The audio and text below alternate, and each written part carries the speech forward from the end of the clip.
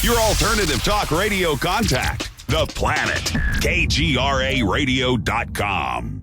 With infinite complacence, people went to and fro over the earth about their little affairs, serene in the assurance of their dominion over this small, spinning fragment of solar driftwood, which by chance or design, man has inherited out of the dark mystery of time and space.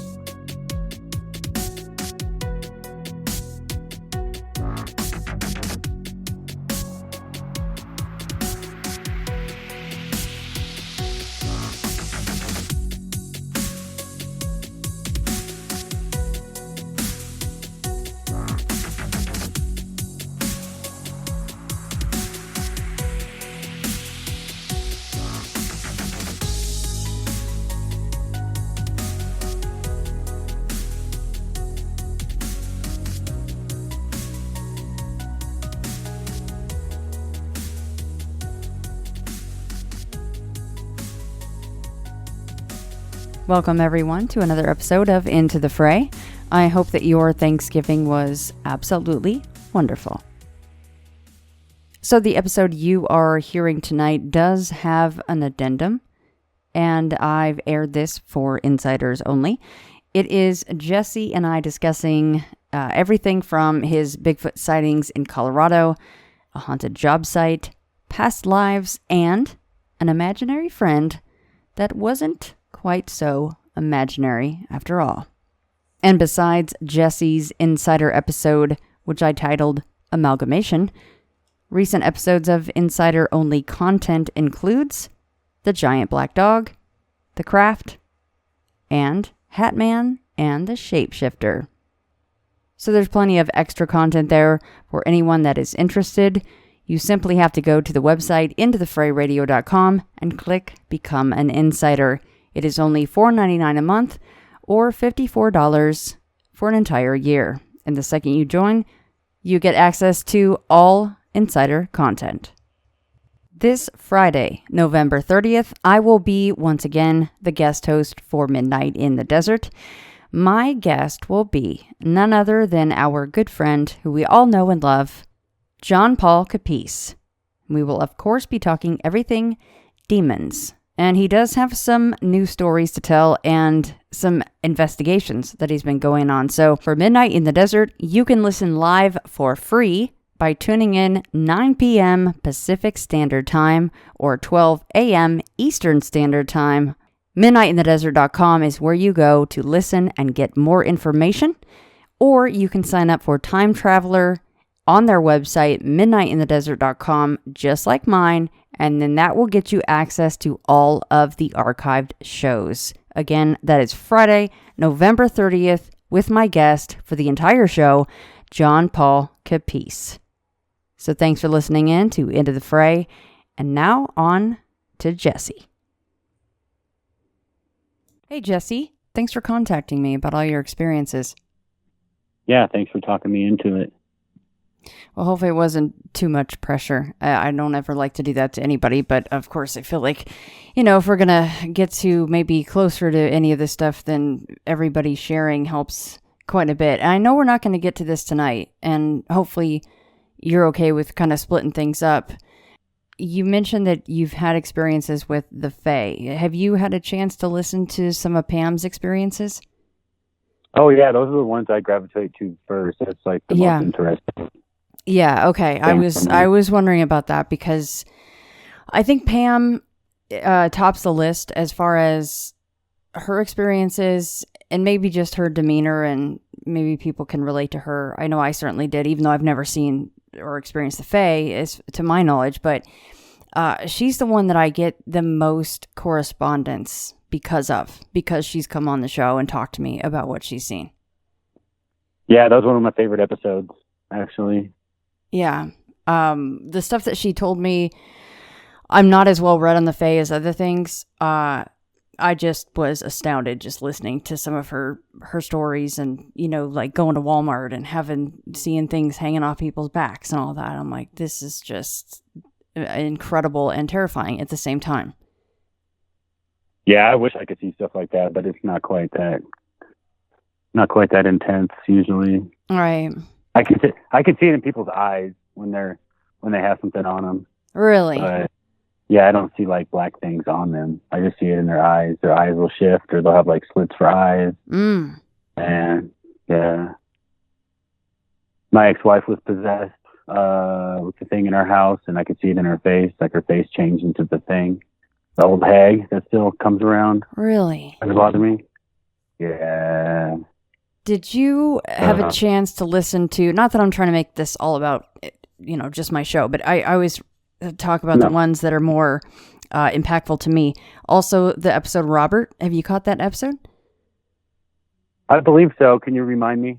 It's where the teenagers are on, or the young adults, I should say, are on spring break in Florida, and then the random guy kind of joins them, and he does he changes his face, basically. Oh, yeah, that's creepy. I'm getting goosebumps right now. Yeah, that one took me also by surprise. So I just, when I talk to people like you, or, I asked my guest Christopher about it.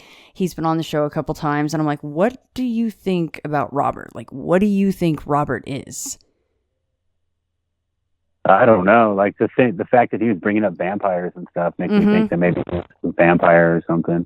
Yeah, and what's with the book with the names? No addresses, no numbers, just names.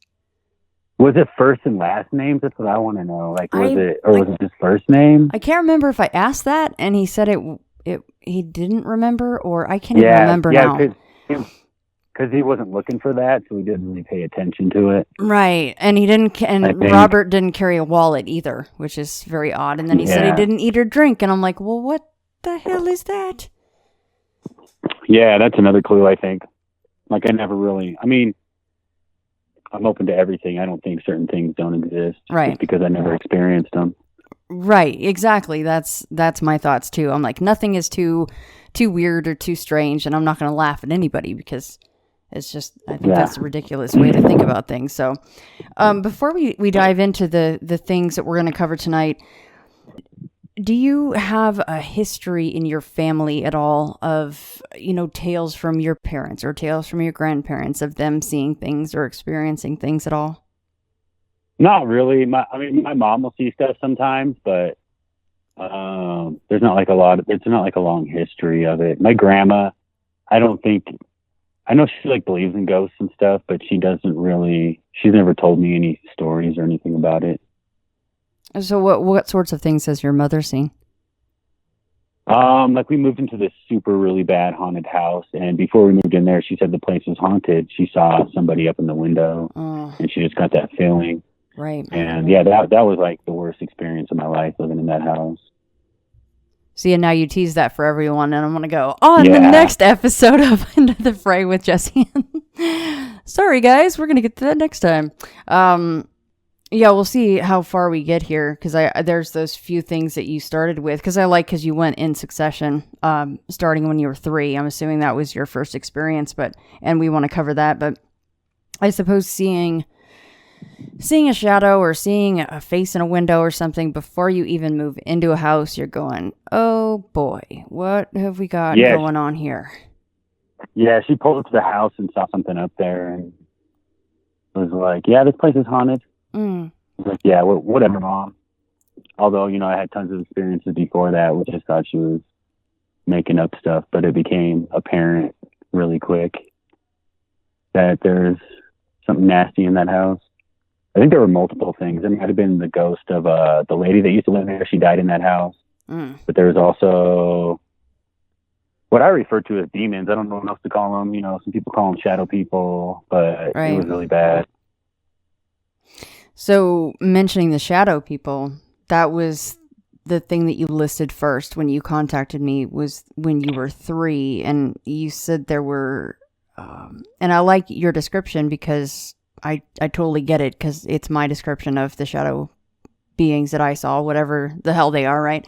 It's shadows coming out of the shadows, because they're darker than the dark, right? They're darker than the darkest thing you can see in your room. Yeah. Yeah, they just like absorb all the light. I was probably like 2 or 3. I remember I might have even been in my crib, but I'm not so sure. Yeah, I remember laying in bed at night, and then like the shadows would start coming out of the shadows, like from behind stuff, and start like making their way to my bed while I'm sleeping. I'd scream for my mom and dad, and they'd come in, and I told them what was happening, and they would be like, "Oh, it's just your imagination. Go back to sleep." So I remember thinking, okay, if it's my imagination, I should be able to control it, and it won't happen anymore. But like right when they would leave the room, it would just start up again. So I would, do what everybody does and hide under the blanket till I fell asleep. Right. And did that happen every night? It happened often, but I think I got to a certain point, like I would just keep my eyes closed and not look around the bedroom. Right. Yeah. It's funny because it's to the point where, is it better to have a nightlight, which casts more shadows, or to have it completely dark? But as we mentioned, if it's a shadow person, if that's what we're going to call it, if a shadow being, shadow person, they're darker than the darkest point in your room, usually. So. Yeah. And I always did have a nightlight too. So that probably made it worse, more able to see them. I don't know, but your point is valid, and I totally get it, because it's the same description I have. It's darker than the dark. It's the most pitch black night with no stars, and then somehow they're darker than that. Like no light can touch them. You still see them in the pitch black. Yeah. Yes, absolutely. Exactly. And I know I would if I saw those things again and it was pitch black. You could see them no problem. It was just the strangest thing, and I don't know where they come from. I don't know what they are. It's all conjecture. But like you said, they could be demons. I don't know. They could be other beings from just another dimension. I don't know. They seem malevolent though, like they're trying to scare me or something. Yeah, so you mentioned that they would come towards your bed while you noticed them, and then they would move towards you, right? Yeah, but it would be more like along the walls. Like they would be two-dimensional along the walls, but they would crawl across the wall towards me. Oh my God, that's way worse. Mm-hmm. And they weren't really in the shape of people. Like I said, I think I already said that they were. It was just like shadows. Yeah, right. But they definitely had some sort of a purpose, like emotion towards you, and that's the impression that you got. Oh yeah, absolutely. I was scared to death, and my parents, just your imagination, go to sleep, like parents always do, which I think is frustrating. Yeah. Yeah, especially when you're that little. I mean, once you called for your parents, would then they creep back to where they came from, or they would, be gone when the light came on? I think they would. Yeah, I think once they opened the door, they would just disappear. I was so little, I don't quite remember. But the second they closed the door, they would just, after a minute, they would start back up.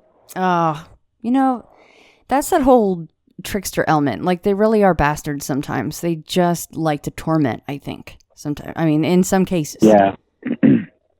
All these things are tricksters. That's the thing. It makes me think that they're all related because they act very similar. Like even the Fae, they're tricksters, and I don't know what's up with all that. So we already mentioned the Fae a little bit. Do you think that the shadow beings and the Fae are tied in at all?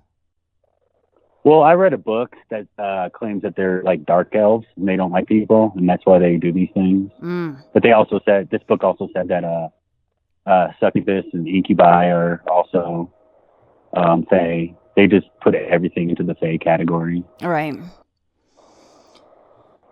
Yeah, I've heard a lot of conjecture about that. Or it depends on where you are in the world. It would be all blamed on the jinn, basically, and that would be our tantamount to the Fae, right? Like the jinn, they hate people, and they're always trying to be tricksters and interfere. And I'm like, well, around here, we call them the Fae, or sometimes they are called demons. Mm-hmm. Depends on who you're talking to and religious background and where you're from. Yeah, exactly. I think we're all talking about, I don't know, the same thing, but we're just using different terminology, and we don't know exactly what they are. There's something though, and they're tricksters, and they wear many masks. So how long? And not all of them are bad either. Go ahead. No, finish your thought. Yeah, they're not all bad. I don't think so. I found out recently that Kokopelli is my spirit guide, and he's a shadow person. I saw him at the Grand Canyon, and I mean he's definitely a trickster, but I think he has ultimately good intentions. So tell me about Kokopelli.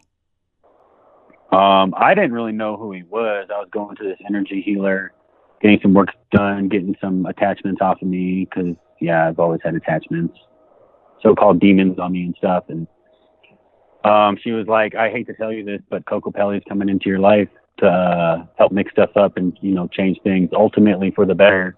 Like, she emphasized that ultimately it's going to be for the good. I was like, great, what's going to happen? I owned a bookstore at the time, and I'm thinking, I didn't even know who Kokopelli was.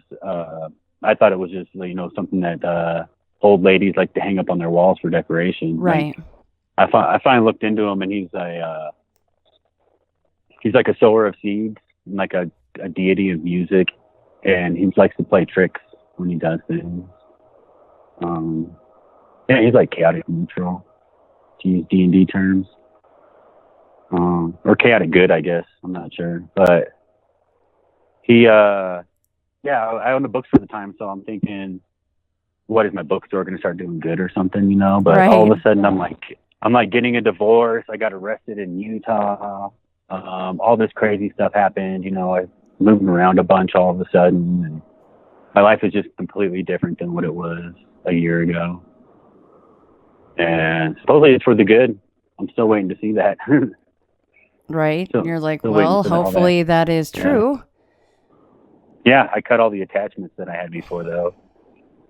So. Well, that is good. So was that in direct relation to the healer that you went to, or is that because, and I want to touch on this because you kind of mentioned it, you said you saw Kokopelli in the Grand Canyon. Yeah, I was hanging out at I just assumed it was him. I was hanging out at night. We went for a little walk. I went on a 5-day backpacking trip in the Grand Canyon with my friends, and I was hanging out by this boulder, and I look over, and there's like this shadow person on the boulder just hanging out with me. And I'm like, hey, Kokopelli. Like, I just assumed it was Kokopelli hanging out with me because it's the Southwest, and he's supposed to be around, and we just hung out. He didn't really say anything. I started talking to him later after that in my head, but... Did any of your friends see him? Yeah. No, they were further off. I didn't want to go as far out as them because I'm afraid of heights. And, perfect place to go hiking is the Grand Canyon. It's okay. I'm the same way. They were way out by a cliff. So I was like way in, sitting by this rock while they were way out by this cliff in the middle of the night, hanging out. No, they didn't see him. Yeah, all I have to do is read every other week out here at the Red Rock Canyon, which is actually a stone's throw from where I live, basically. But people are constantly just falling off things, and they just don't make it. So, it terrifies me. Yeah, on a good note, though, like that place was so intense because we hiked down to the bottom and back, and wow. I don't have a fear of heights anymore. So like, everything is tame compared to that. Well, yeah. After you've been there, I see, and that's another thing. People take they take donkeys down to the bottom, like they'll do the trail on the donkey, and I think that would freak me out way worse than just being under my own control, and I'm doing the walking, and I don't want to be thrown from a donkey on a high trail somewhere and rolled down a hill. No thanks. Yeah, exactly, and it's all steep cliffs. Yeah. Yeah, you fall, you're dead in that place. Yeah, it's more than a tumble. It's like you fall and fall and fall, and then hopefully you just break your neck, because if you don't, then you're hopefully you're dead. Yeah. I mean, honestly, we're not, and that's not even trying to be cheeky. That's just honest to God. Hopefully you just die instantly. So, yeah. Kokopelli, you see him, but you also had this healer tell you that you did have attachments. You weren't worried at all this was one of your attachments maybe manifesting somehow or trying to trick you? Yeah, actually I was, and I still am, because I talked to my brother, and he's like a hardcore Christian, and he's like, it's a demon. Like, that's what he says about everything. It's a demon. Yeah. I'm like, yeah, it might be, but then he also starts saying, like, maybe not all the demons are bad. Maybe some of them want to get back into heaven, and they're helpful. Yeah, I've tried asking questions and stuff, and he's just really playful. Like, he never gives a forthright answer about stuff. All right. So, if you were... I'm sorry, I interrupted you again. Go ahead. No, it's fine. Go ahead. No, I was done. I was just wondering, you said you were kind of talking to him a little bit, Kokopelli, who you assume is Kokopelli. What sorts of things were you guys talking about? What was he saying? Well, he has like a really deep, gruff voice. I don't know. I just asked him questions about like what I should be doing. Should I move here? Should I move there? And he's like, I'm trying to think of like a specific thing that he says. Oh yeah, because I felt like he took over my life, and I wasn't in control of my life. All this stuff was happening to me, and I had no control over it. Like no matter how much I exerted my will, like there was nothing I could do about anything. So I asked him, like, when do I get my life back? Like, when do I get to take the reins back? And he said, the afternoon of June. And I was like, that's pretty cryptic. What does that mean? But all of a sudden, it just made sense to me that it was the summer solstice. And like right when noon of summer solstice hit, all of a sudden I was talking to my mom's roommate. I was living out in Boise with my mom. And I just made the decision to move back to Colorado. And I felt like that was actually my decision. Well, that's a nice tie-in then, right? Yeah, so I think I mostly got my life back. Or at least like I get to make my own decisions. So Kokopelli is assumed, and forgive my ignorance in this, but that's why I love doing the show, because I always learn something, is a Native American spirit, right? For the most part. Yes.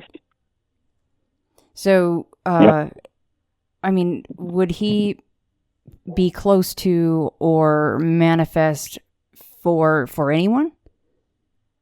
I have no idea. Like, I'm not Native American. I don't have any Native American blood.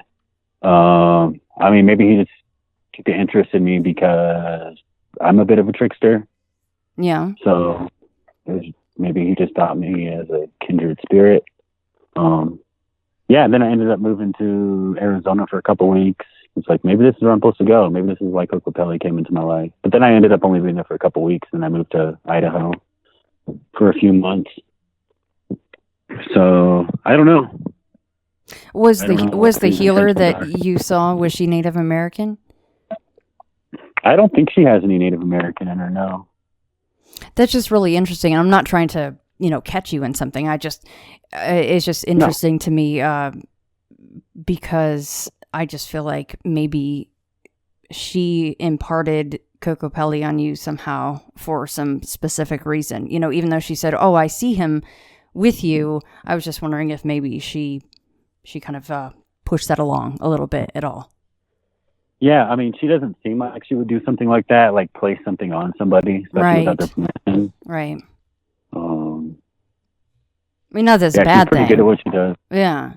Yeah, no, and I'm not saying she did anything bad. I was just wondering if anybody just, I guess that seems so cliche. Oh, well, who has Native American blood? Because it's a Native American spirit, but that probably is not always the case. So that's just my ignorance talking right there. So. Yeah. Well, other people said that he's the same thing as Pan. Oh, yeah? He's just the American version of Pan. Oh, interesting. Okay. That makes more sense. Well, and besides, who doesn't like to say the word Kokopelli? It just rolls off the tongue. It's a nice word. All right, so you did a lot of moving around, and you do feel like at the summer solstice, things kind of changed around for you.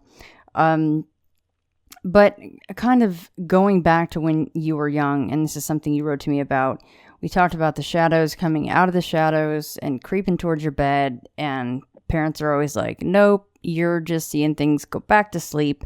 You said that a little while after that, there was this kind of bluish figure that would come and visit, but just outside your room, right?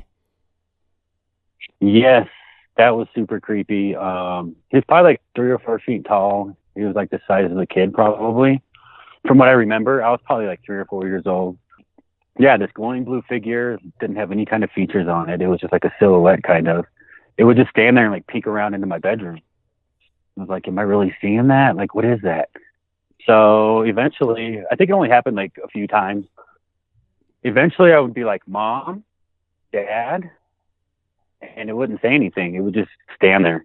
So, I mean, I could see it like swaying a little bit, like it wasn't totally still. And I remember going out like the next morning and checking to see if there was something hanging on the door. Like it was just my imagination again, but there was nothing there. So yeah, like the last time I saw it, again, I was like, Mom, Dad, it didn't say anything. So I was like, hi. And I waved to it and it waved back. Oh God. And I was like, oh, hell no. Yeah. Head under the covers. Yeah. Oh, done. But it never showed it. It never showed up again after that. Or maybe you just stayed under the covers, which I wouldn't blame you. Oh my God. And it waves at you. Oh, it reminds me of John Paul Capice's demon when he like decided to, and he waved and it waved and it smiled with a, ugh. Why do they have to do this? That is just wrong. Okay, so the blue figure, it's glowing. It's only a few feet tall, 3 to 4 feet tall. But it never, so it only kind of do the tree peeker like a Bigfoot, like around the door jamb. And it never came in. Why is that? Have you thought about why in the world it didn't come in when the other, quote unquote, shadow beings, they were all over there crawling up across the wall towards you? I mean, it didn't have that evil feeling like the shadows did. Mm-hmm. It seemed nice, but it still scared the crap out of me. Yeah. I don't know what its intentions were. None whatsoever. And you said you only saw it a few times. Or are we talking like 3 times or, 6 times? I don't know. I feel like it was about 3 times, 3 or 4 times total. And it was like multiple days in a row. I don't know if it was days in a row, but it could have been like every other day. And that last time you saw it, was that the first time that you called out to your mom and your dad? Like with the bluish figure. I don't remember. Yeah, it was a long time ago. I know you're so young. It's good that you even remember, as much as you do, which a lot of people have that gift, by the way. Some people remember as far back as when they're in their cribs. So it's not. I remember when I was 9 months old flying. Do you? An airplane. Yeah. Wow. Yeah, I think that is really, truly a cool gift when people can remember back that far. But when you finally waved at it and it waved back, that was the last time you saw it. Yeah, that was the last time. Maybe it knew it was scaring me or something after that. Right. And left me alone. Right. Which would tie into the fact that you didn't have the same feelings about that one that you did with the darker ones. No. Yeah. It wasn't as scary because I was willing to engage it. Yeah. Trying to see what it was. Never found out. Yeah, and you've never, and I don't want to, I know it's a whole nother section to your story that we're going to get into next time, but as far as the bluish figure or those kind of amorphous shadow figures, was that the only time you saw those things? Those 2 different things. Yeah. As far as, that's the only time I ever saw the glowing blue thing. I've never seen that again.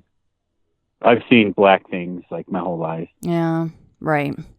Yeah. And sometimes even those, though, depending on who you talk to, I don't know. It just seems like they each have their own meaning, even though they might look the same and move the same. They certainly impart different feelings and meanings to different people. Yeah, that's true. Not that anyone has ever said to me, I see shadow people, and there's a certain kind of shadow person I want to run up and just give a big old hug and a high five to. I've never heard that though, so maybe I'm generalizing a little bit too much, but never heard that yet. So I know I didn't want to run up and hug mine that I saw. No. It's not what I wanted to do. I was in such awe. I was like, okay, the hell are you? Yeah, people have their own ideas of what things are, and they transpose their own experiences onto their new experiences to try to make sense of it. Right. Right, and it's no fault to anybody, and I'm not making fun of anything or anyone or anyone's beliefs, but religion always plays into it, a person's religion and where they're from, and of course family history. If their family had any ties with these things, of course, is going to play into it. So, and of course, deaths in the family sometimes can add some confusion, because I know that some people I've talked to that, if someone was a little bit more of a dark person or had some underlying issue and then they were gone, for all intents and purposes, they were gone. They were wondering if that was that person coming back, and they were just dark in life, so they're dark in death, and they've actually shown back up. So I've talked to people like that too. Yeah, it could be. Because I've seen, light-colored spirits and the dark ones, and maybe it has something to do with who they were. Yeah. Alive. Yeah, absolutely. I'm pretty sure that, like you said, you're kind of a trickster. I'm like, if I ever came back, I'm pretty sure I'd be just an ass clown, just trying to make everybody laugh, and I just wanted to be funny, and I don't know. That's how I would hope I would be perceived instead of terrifying somebody. Yeah, I would definitely let people know I was still around. I wouldn't be hiding out like this ghost does in the house I'm working in. Oh, goodness. You even have stuff going on right now, huh?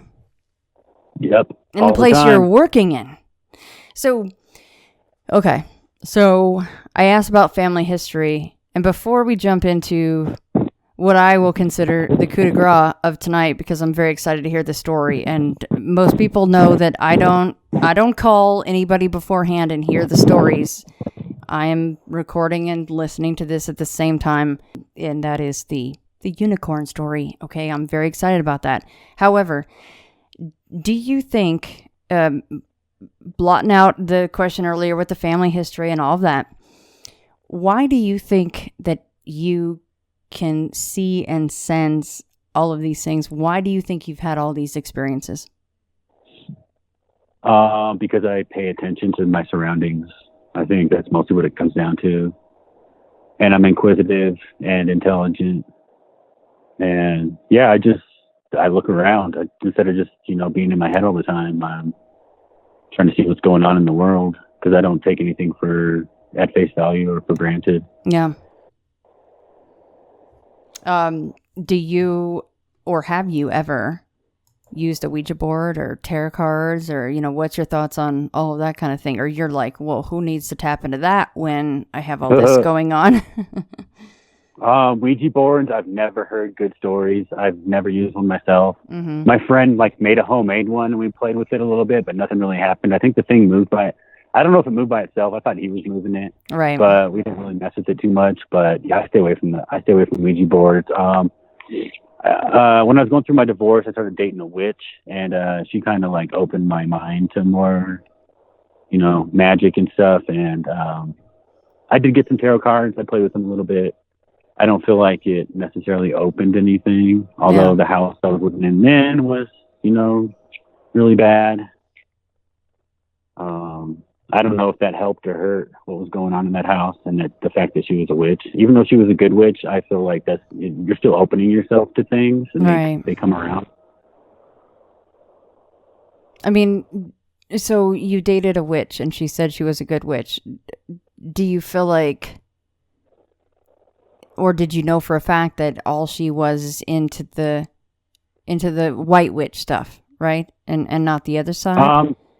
I never saw her do any spells. Like, we were together, she never did any spells, but she said she would never do a spell that would enforce her will upon somebody else's will. Yeah. So, I mean, that sounded pretty good to me. Like, she's not trying to, but she was in the dark stuff.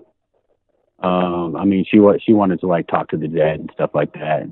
Yeah. And she tried to clear a house with her friend, and something got attached to her and was following her around, and I could see that thing. It was nasty. What did it look like? Desiccated, brown, way too many sharp teeth. It had we called it Spider-Man because it had points for hands and feet, and it crawled around like a spider. Oh, Jesus. I didn't see it with my eyes. I saw it with my mind's eye. Yeah. It would just show up and it would just be there all the time.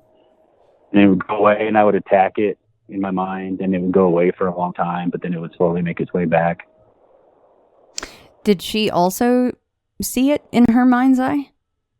Yeah, and I described it, except for the color of the skin, I described what I saw, to the T of what she would see. So what was its goal with her?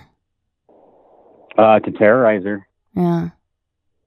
And to impede her growth spiritually. How big was that thing? Probably the size of a human, but I mean, it crawled around like a dog. Oh gosh. So. Jeez. Yeah. That, I don't know. I eye or mind's eye, I think I just wouldn't sleep for a while if I saw even a flash of something like that. You said it had sharp teeth and then points for fingers and toes. Is that what you said? No, for hands and feet. It had points like a spider. Oh my, okay, gotcha, sorry. Yeah, okay, so it had no fingers and toes. They were just pointed. Unreal. Oh, God. Black holes for eyes, like the other demons I've seen. Yeah. Yeah, desiccated. It hissed and stuff, and it was nasty. You even saw it hissing at one point. So it didn't speak. Did it speak? Yeah, like, when I would attack it, no, it would just make like nasty monster noises. That's all I could say. Scream and stuff. Yeah. And were you guys able to clear that thing out of there? Or? Oh, we tried to. Yeah. I lived in her dad's basement, and she said it was the place was clear, but it definitely wasn't. Like, I got attacked there a lot. Had a lot of crazy nightmares. Saw glowing orange eye, disembodied orange eyes in there. Lots of banging and scratching in the walls. One night we were like under attack. She wouldn't go to work. We worked at the same place. Mm-hmm. And I came home and she was acting all weird. And finally I got it out of her. She said she like felt like she was like high on drugs and then like passed out. And then later that night, the house was way up on a hill, like way far away from traffic, up in the mountains. And every once in a while you hear a semi go by or something. But all of a sudden I started hearing like all the cars going by, like they're going right by the house. And it sounded like planes were dive bombing the house, like they were like buzzing the house. It was like continuous, and I started getting like really confused and stuff. And so we started to clear the house, and I couldn't really think. We kept looking out the windows, and there was like red glowing, I guess, orbs, but they looked like eyes, like out in the trees and stuff, like all around the house. And this went on for like 2 or 3 hours until we finally cleared the house. And then, yeah, it kept sounding like her dad was pulling up in his truck. He has like a big dually, and you like, it's a distinct sound when he pulls up to the house. And we heard it like twice that he was pulling up to the house, and it wasn't him. But finally, when he showed up, it all died down and everything cleared out. I kept seeing a black thing up in the loft. And that's when we decided to start clearing it. And that's when the activity really picked up, is when we started trying to clear the house.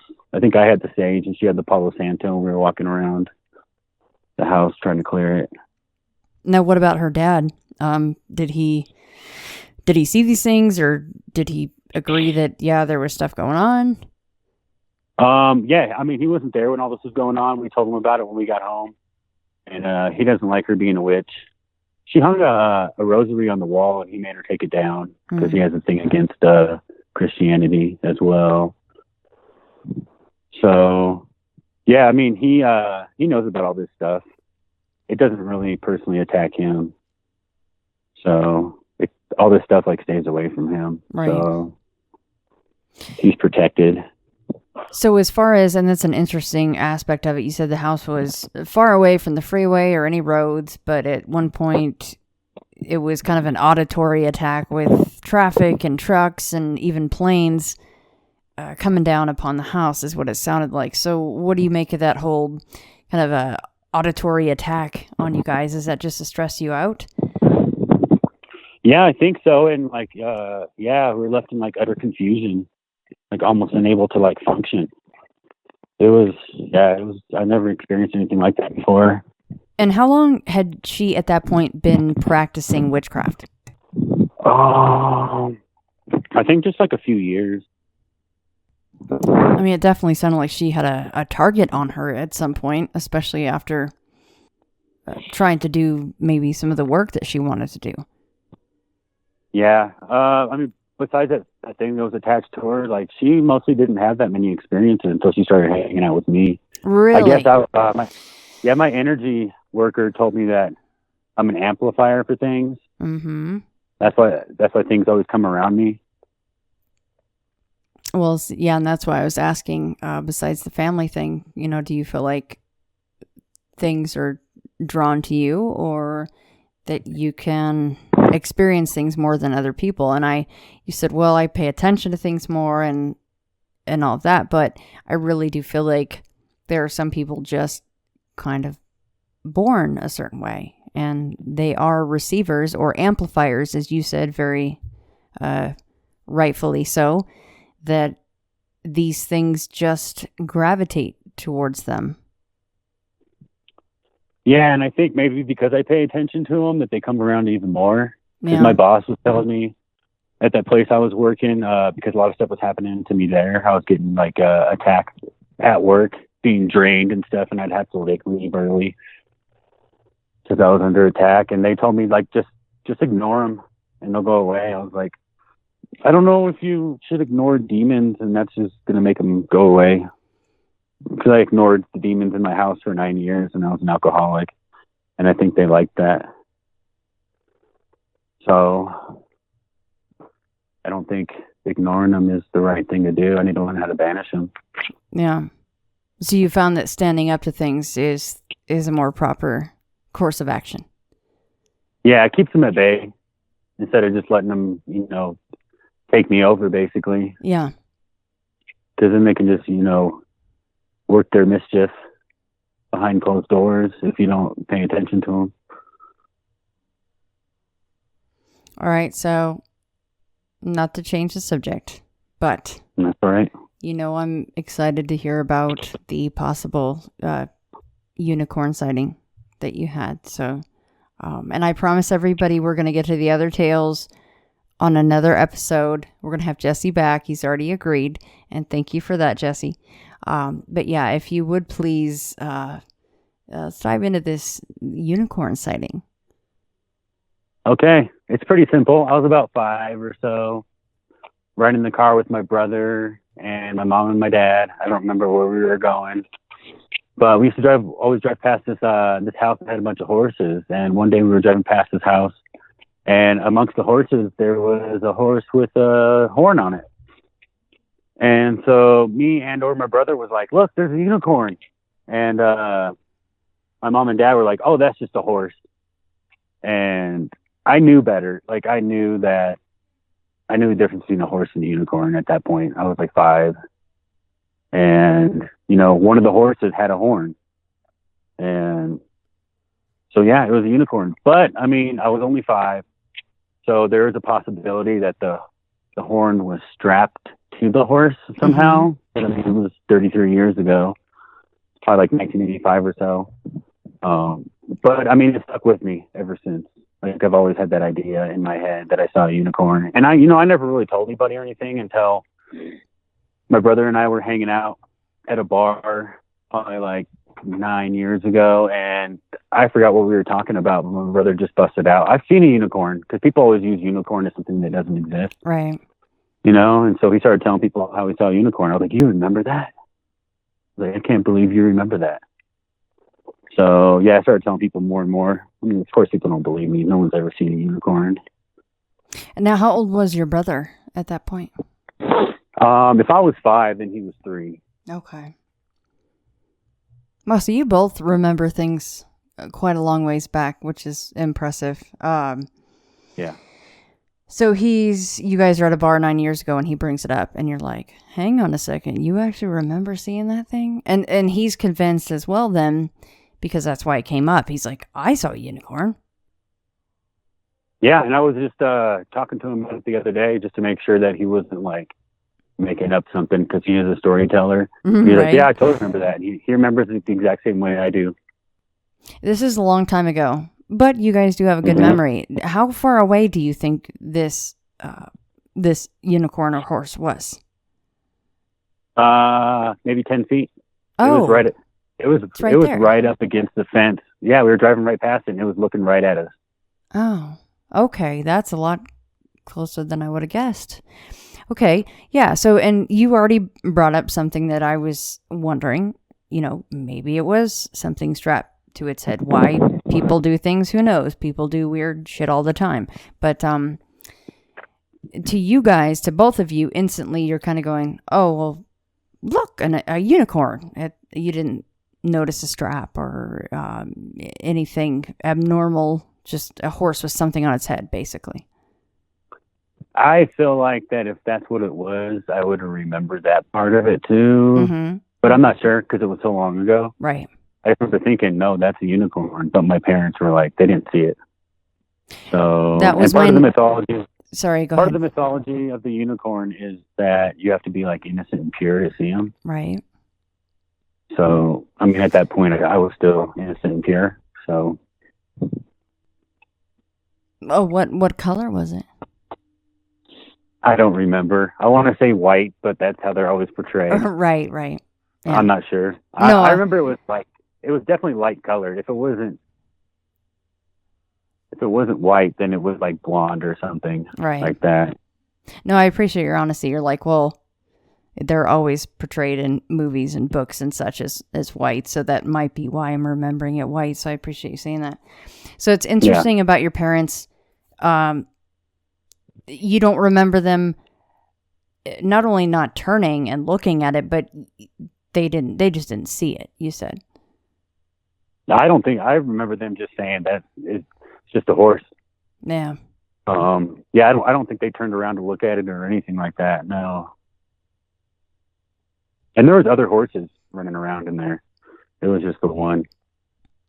And you guys were on a road trip, so you didn't go back by there again? No, we were driving somewhere. I feel like we were driving to my dad's doctor. I don't know why, but I think that was the direction of his doctor. So I don't remember if we drove back there or not. I mean, we had to have. But that was certainly the only time you recall seeing something that you would call a unicorn. Yes, absolutely.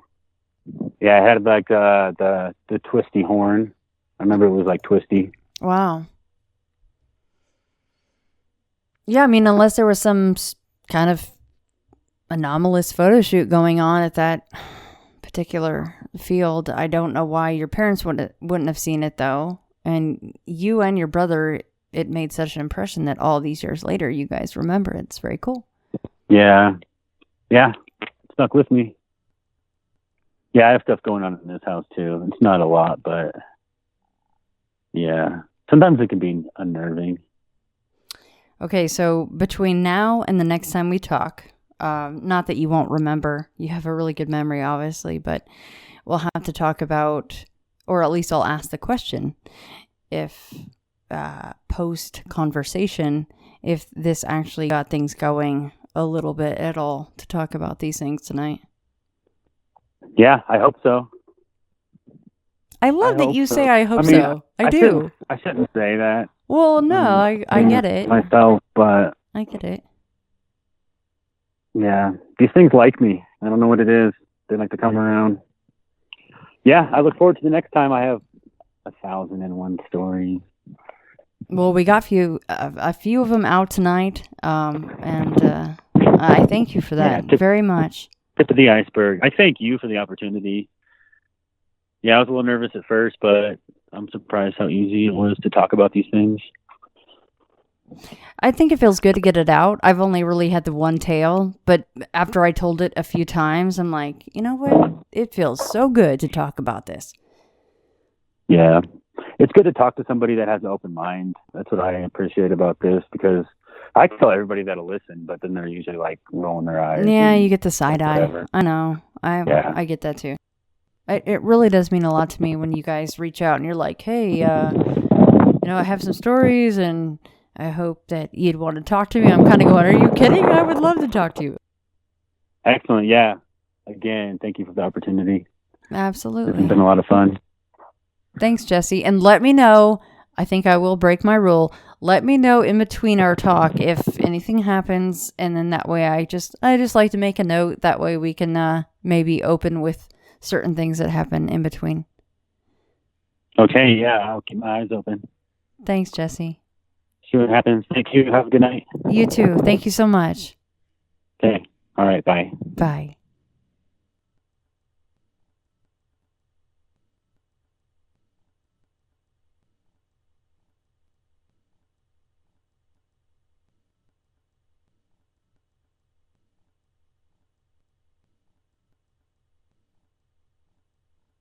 Go to a location and you're doing your investigation, and Jesse, you're going to be the first one to say this when it's, in your own home, and we'll get to this next time.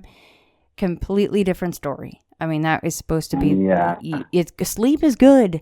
Human beings need sleep. And by God, if you can't sleep because something is tormenting you or many things are tormenting you, then you just cannot live a normal life. So I'm not envious of people that are going through some really tough times in their own home at all. I don't make light of that at all. And it's not a funny thing. Yeah, I have stuff going on in this house too. It's not a lot, but yeah, sometimes it can be unnerving. Okay, so between now and the next time we talk, not that you won't remember, you have a really good memory, obviously, but we'll have to talk about, or at least I'll ask the question, if post-conversation, if this actually got things going a little bit at all to talk about these things tonight. Yeah, I hope so. I love that you say I hope so. I do. I shouldn't say that. Well, no, I get it. Myself, but... I get it. Yeah, these things like me. I don't know what it is. They like to come around. Yeah, I look forward to the next time I have 1,001 stories. Well, we got a few of them out tonight, and I thank you for that very much. Tip of the iceberg. I thank you for the opportunity. Yeah, I was a little nervous at first, but I'm surprised how easy it was to talk about these things. I think it feels good to get it out. I've only really had the one tale, but after I told it a few times, I'm like, you know what? It feels so good to talk about this. Yeah. It's good to talk to somebody that has an open mind. That's what I appreciate about this, because I tell everybody that'll listen, but then they're usually like rolling their eyes. Yeah, you get the side eye. I know. I get that too. Most people at my normal job are like that, and I'm like, that's okay. I wear the freak flag right on my shoulder. I don't care. And, it's all out. So they're like, oh, you do a podcast, huh, about weird stuff? I'm like, yep, I do. Yeah, I'm always telling my bosses about the ghost in the house, and they're always laughing at me because they don't believe in that stuff. Yeah, until it makes them shit their pants, they're going to laugh about it. Yeah. They probably wouldn't even notice. They're not paying attention to that. They're all in politics. That's true. Anyone arguing about Trump right now will not be seeing any ghosts or have any open-minded experiences, I can tell you that. No, not at all. Yeah, I stay away from politics. It's a fool's game. Yeah, so do I. Guess I just think so. I avoid it like the plague, and I will continue to avoid it like the plague. You'll never catch me on a thread about anything political. No interest. Yeah. I think I was murdered in a past life for being a politician. Really? Yeah, I had a past life regression. I was like during the Revolutionary War, and I was ultimately shot in the back. Because you did something horrible? Because I was a trickster. Yeah, I was doing something. Up to no good. Who did this past life regression? I did on myself. I listened to a YouTube talk through.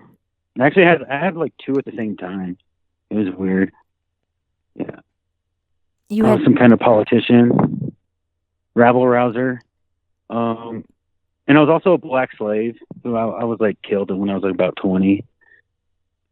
Probably for doing something nefarious. Wow, that's two sides of the coin right there. Yeah. You're a politician, and at one point you were a slave. Yeah.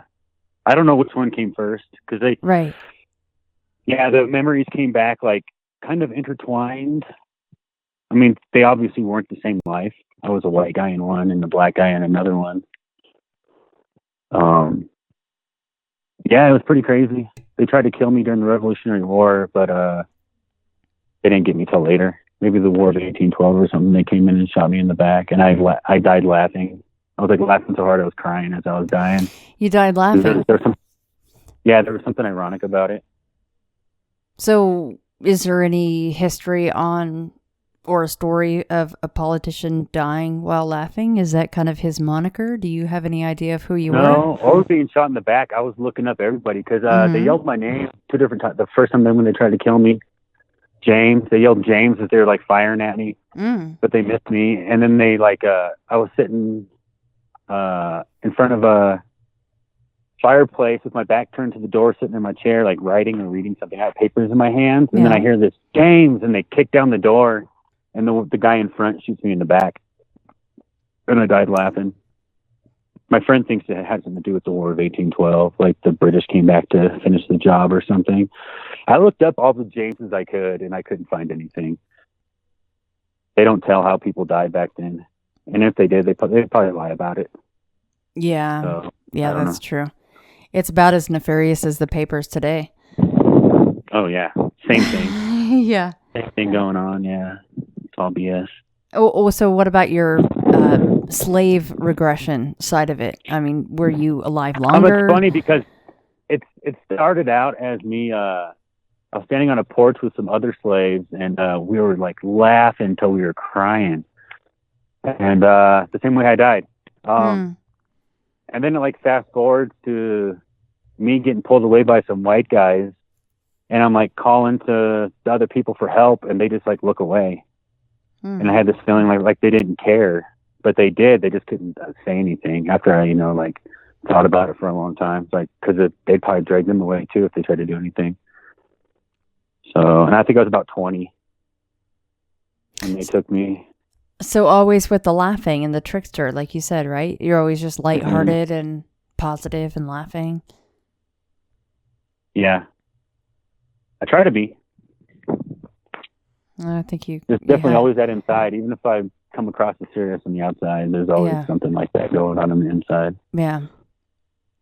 Well, keep an eye on your bosses. I don't know how often you go to that job site, or you might before we talk again, but keep an eye out. Maybe they experience something and they're finally like, okay, Jesse, you were right. And we got the shit scared out of us. Yeah. I was gone for like 10 days. I go there every day. That thing missed me. It was showing up a bunch. Like I just catch like this white mist out of the corner of my eye and stuff, and it'll drain me sometimes of energy, which I really don't like. But it's really shy. It stays away. It's not like nefarious. I think it's a dead person. I don't like it draining me. I definitely don't like that. But it like peeks around corners at me and stuff. I catch it watching me. I try to talk to it and stuff and say hi when I show up and say bye when I leave. So why do you think it would drain you on those certain occasions? I mean, because you didn't say hello, or there's nothing to eat in there. It needs energy, and like there's almost no power in there. It's like a completely gutted 130-year-old house. Yeah. There might be a spider or something for it to drain. But there's nothing in there, and it probably needs energy, and I'm like the only thing in there. So I wonder. Yeah, I'm sorry. Go ahead, Jesse. We're both excited about the I was the gonna subject. say, like I've been working there for like 4 months, like remodeling this house, and I didn't notice anything for the first 2 months until I was outside doing some landscaping, and I heard these loud bangs inside. So I went in there to make sure my boss was okay, and she wasn't in there. There was nobody in there. And then all of a sudden I get this flash of I call her the old hag, my demon from my old house, the succubus. I don't know if that's what she is, but she's like this 3-foot tall old hag with black piss for eyes. And I got a flash of her. So I thought that's what it was in the house. But then I noticed she was just paying me a visit. It's actually something else. But then I started seeing it all the time. I started saying hi to it and stuff, so it comes around a little more, but it's like super shy. So what if you left some sort of a power source in there before you left one night and then came back the next day? I should probably do something like that, because all of a sudden, like 2 hours in, I'll just be like shaking. Like I got like low blood sugar, like shaking and confused and stuff. I can barely stand. And I'm just like, at first I thought it was just, but it's like, I'll bring a smoothie and food with me and stuff, and I'll be eating all day, and it shouldn't be food. All right. So this thing's just getting me. So yeah, I should probably bring something like a power cord or something I could plug in or something. anything, right? And not really that you have to idea. get some sort of a paranormal aspect of it, or get an actual implement, that they might use. I can't remember the name of it. Oh, and I'm not trying to quote TV shows or anything, but there's a certain thing they'll take in. I can't remember the name of it, to actually amplify the energy of the room and quote unquote give the entities power. But I'm sure you could do that with just about anything. I mean, you could take a small generator in there, or even a light source, or they'll drain recorders if you take them in there. So I think just about anything. Take a handful of batteries, maybe that might work too. Yeah, I told it to drain my phone instead of me. Did it do I want to listen to podcasts while I'm doing it? No. I mean, every once in a while I'll have less power in my phone than I should, but It's never like completely drained or anything. It just comes after me. What an ass. It is. They're bastards sometimes. They're funny little bastards. No, it just seems like you would be, I guess, the preferred choice, especially considering you do seem to be more sensitive to this type of activity than most people, so that makes sense. Yeah, it touched me. Like the first day I came back after 10 days, it like tapped me on the head. I looked around to see something fell on my head, like a piece of drywall or oh my gosh, drywall. There was nothing. Yeah, it touched me on the legs one time. I asked it to touch me, and it did. It felt like spider webs on my legs. Yeah. It's nice. I don't know. I mean, that's a good confirmation, right? Without the fear factor. Yeah, no, it'll startle me because I'll catch it freaking looking at me out of the corner of my eye. But it's not scary. The white mist. You see the white mist. Yeah, like a white blob or figure peeking around the corner at me, and I'll look over and it'll dash away real fast. And I keep catching it standing on the stairs looking at me. I never see it directly, but it's hard to see those things directly, and I don't know if they want to be seen or what.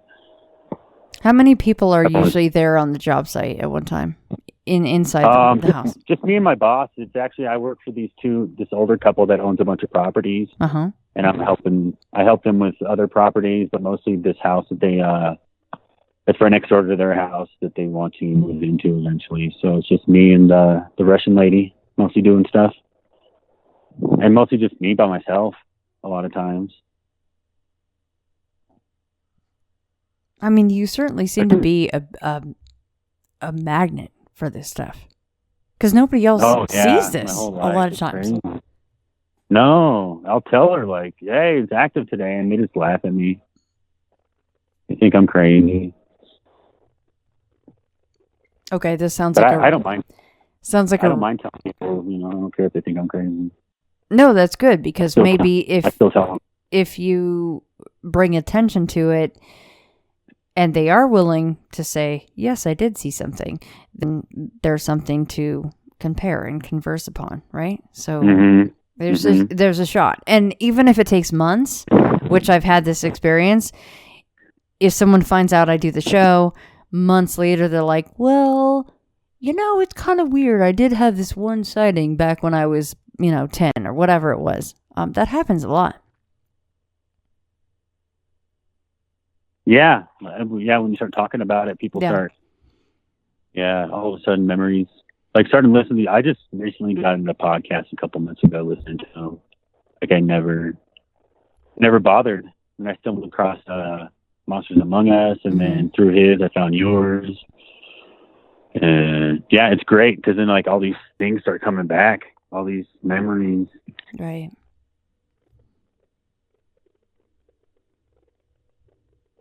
All right. Well, just before our next recording, or maybe I don't want to know. Maybe the next time we record, you can just be like, okay, here's a list of things that happened because we talked about it. I don't know. I don't know which one I want. I don't know if I want you to email me beforehand or not. But any final thoughts on this first round? Did I mention the horse head? No. Okay. What is this? My brother talked about it too. It's pretty quick. I used to have a imaginary friend, or so I thought, that was a floating horse head. Mm. It mostly used to talk to me while I was going to the bathroom. It could be in the bathroom with me while I'm on the toilet. And one time I get locked in the freaking bathroom, and I was like 5 or 6. Like, I never locked the door to the bathroom. My parents are like, I'm like screaming, I can't get out of the bathroom, and they're like, unlock the door. I'm like, it's not locked. Like, it was just stuck for like 10 or 15 minutes, and finally it opened. And I didn't even tell my brother about this when I was talking to him on the phone the other day about the unicorn and stuff. And he was like, I was asking him if he remembers anything else, and he was like, there was this guy with his horse head, and he used to wear loafers. I'm like, how do you know what his shoes look like? Oh, geez. He was like, because I was too scared to look at his face. I was like, holy shit. He had loafers on? That's what my brother said. It was this horse-headed man, this tall horse-headed man with loafers. That's I was horrible. like, how the hell you know what his shoes look like? Right? Oh, man, I'm getting goosebumps. Yeah. That's horrible. Yeah. No. Yeah. He's like, I'm too scared to look at his face. So he might have gotten the impression that he had a mask or something, a horse head on his face, but you actually were looking straight at his head, and you were like, oh yeah, the guy with the horse head in the bathroom. I just saw a floating horse head. Like, I don't remember a body attached to it at all.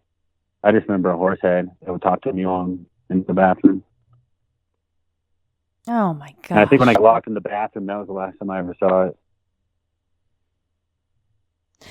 So isn't that interesting? Because it seems like it gets what it wants out of you, and then it's done, right? Like it's satisfying. It's satisfying. And it feeds off that crap. Right. So, and not that you said that the blue entity was negative. You said that you didn't get any negative feelings off that, but the second that you acknowledged it and you waved at it, granted, you only saw it a few times, but when you waved at it, it waves back, and then it was done. So it just seems to kind of tie in. Like, well, I'm going to acknowledge you, give you this much attention and energy and interaction, and then you're satisfied. Yeah, it's weird. That's kind of what they do.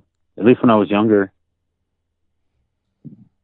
Horsehead, and he wears, I mean, the loafer thing, thank God neither one of you saw the whole tie-in. I mean, what was in between there? I mean, was he wearing anything? I didn't know he was seeing that when I was a kid. I didn't know. Like, that's the first time I heard that he knew about that. I thought it was kind of like a story I made up. I was going to tell him about it. Like, I thought I invented this imaginary friend that was a floating horse head. Because I remember my friends talking about they had imaginary friends, and I was like, so do I. It's a floating horse head. And I thought I was just making shit up. Oh, my goodness. Well. But then he just brought it up like a couple days ago when I was talking to him about this stuff. This was a couple days ago. Mm-hmm. Yeah, because I knew I was going to be doing this with you, and I wanted to see like what he remembers as being a kid. No, and I really appreciate you doing that. I bet if you really sat your brother down, he has some stories then that might corroborate. Oh yeah, absolutely. He probably has other ones too. I was trying to pick his brain, but we kind of got stuck on that stuff, and he kind of wanted to change the subject. Yeah. Well, and like you said, sometimes he has certain ideas of what things are, right? Mm-hmm. Yeah. I mean, he's probably right, but understandable. I like to think that there's Fae. I like to think that the Fae are separate or something, but it's probably all demons all the way down. I don't know. Yeah, I mean, it could be. It could be. I don't know. Yeah. I don't know. We're trying to figure it out, what all these things are. Well, I don't think we ever will. I love the great mystery of life. Other people think they haven't figured out. Yeah. No, there's no experts in any of this, no matter what they say. I always laugh. Yeah, especially when they start claiming to be an expert. Like, hear from that person. It's laughable.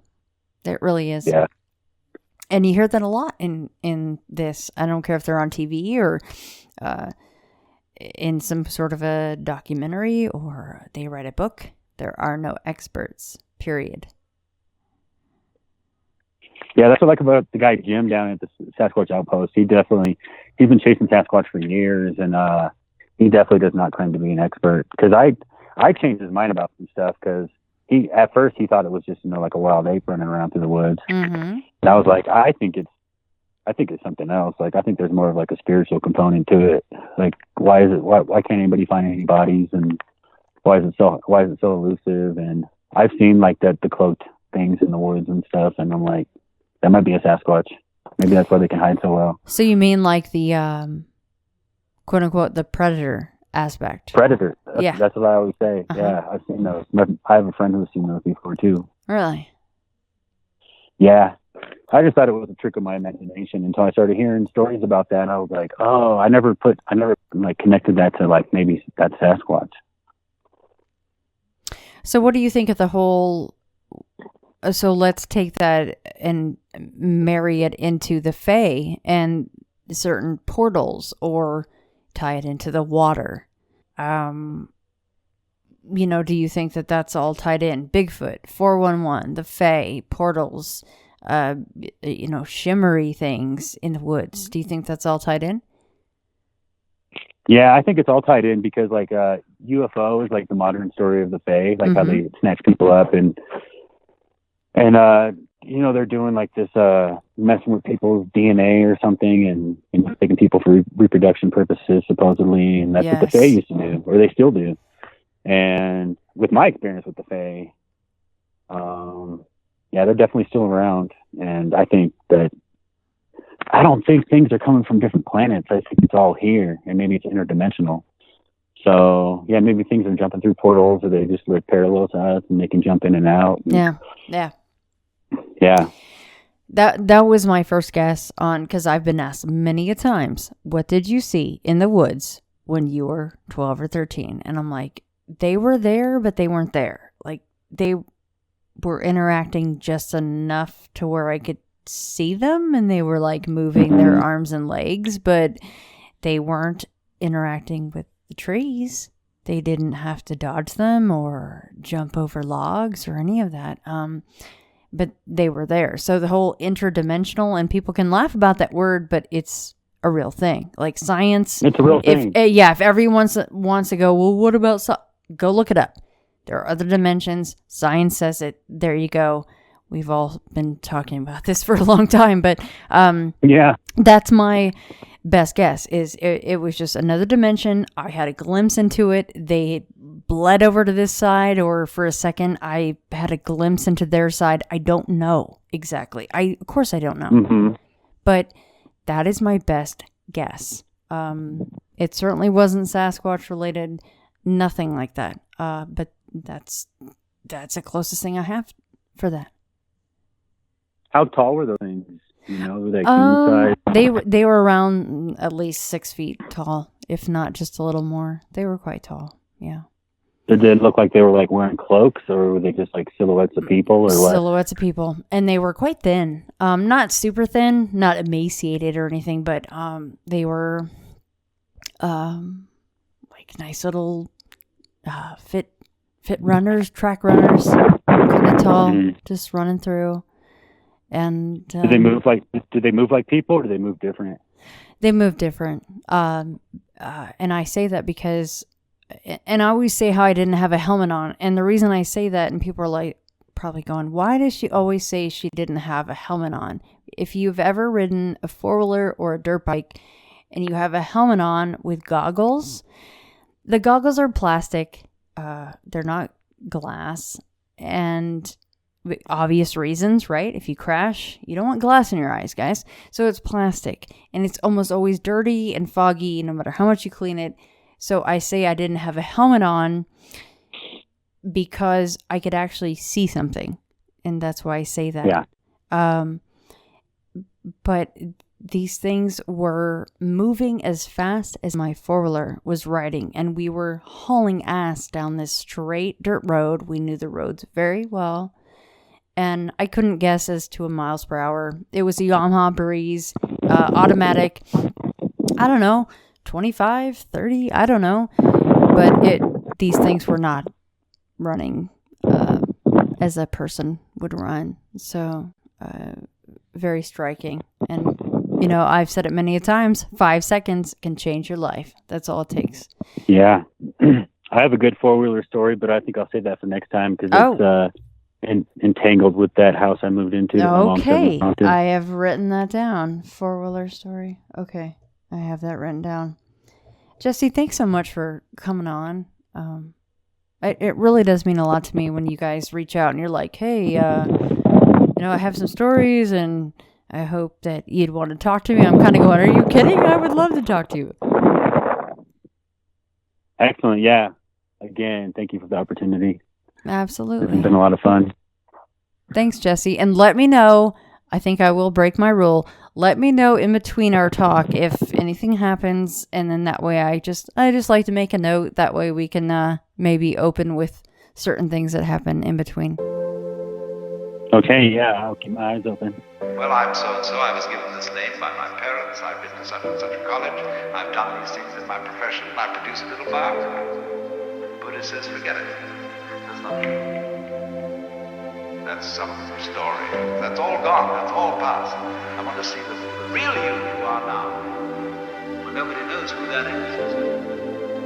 Because we don't know ourselves except through listening to our echoes and consulting our memories. But then there's a real you, and that again leads us back to this question. Who are you? That is the real you. We shall see how they play with this exam by the koans to get you to come out of your shell and find out who you really are.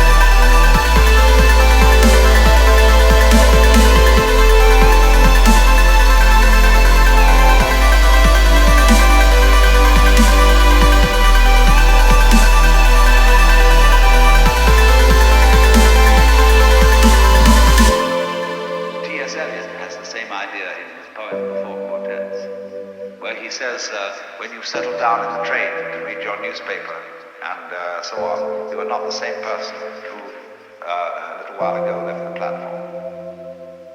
If you think you are linking your moments up in a chain. And this is what binds you to the wheel of birth and death. But when you know that every moment in which you are is the only moment, this comes into Zen. A master will say to somebody, "Now get up and walk across the room." And he comes back and he says, "Where are your footprints?" They've gone. So where are you? Who are you? When we are asked who we are, we usually give a kind of recitation of a history.